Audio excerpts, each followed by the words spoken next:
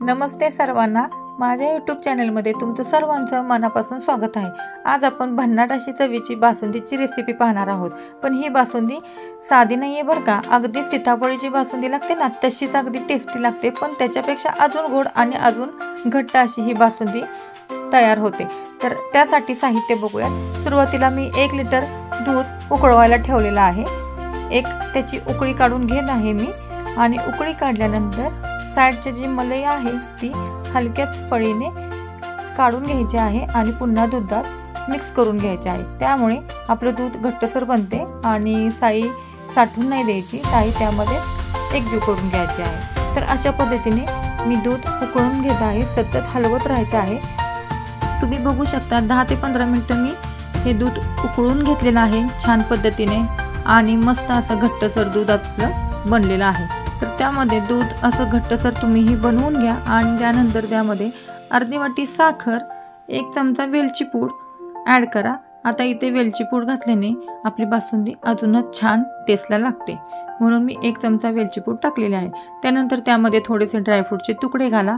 इथे मी काजू, बदाम, पिस्ता ह्याचे तुकडे घेतलेले आहे।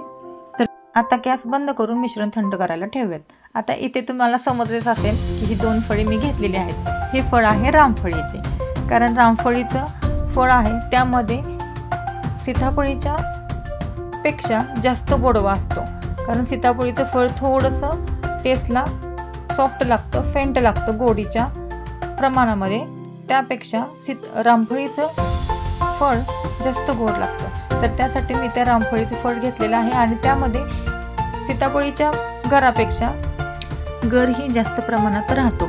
आणि अजून एक फायदा माहिती आहे ना ह्याचा, कारण ह्यामध्ये बियाचं प्रमाण खूप कमी असतं। सीताफळीच्या फळामध्ये शक्यतो जास्त बिया असतात, ते कंटाळा येतो की कशा काढायच्या ते।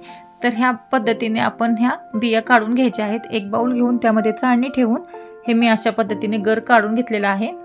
बघू शकता तुम्ही मस्त असा गर थिक बनलेला आहे।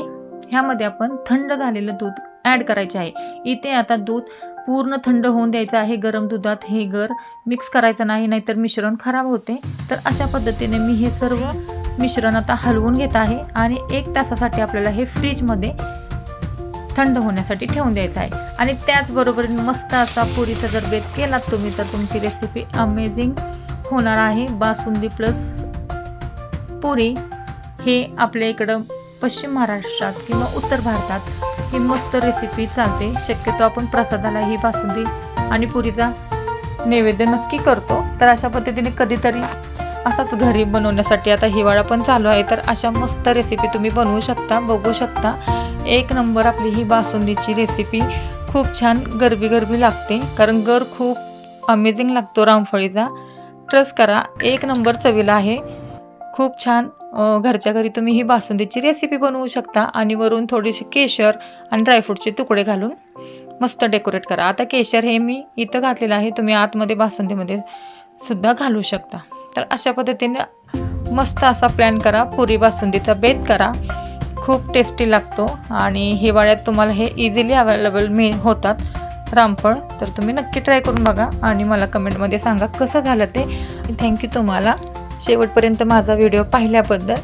आणि जर तुम्हाला रेसिपी आवडली असल्यास नक्की लाईक करा, कमेंट करा आणि शेअर करा। चला तर भेटूयात मग पुढच्या भागात, तोपर्यंत खात राहा पण प्रमाणात।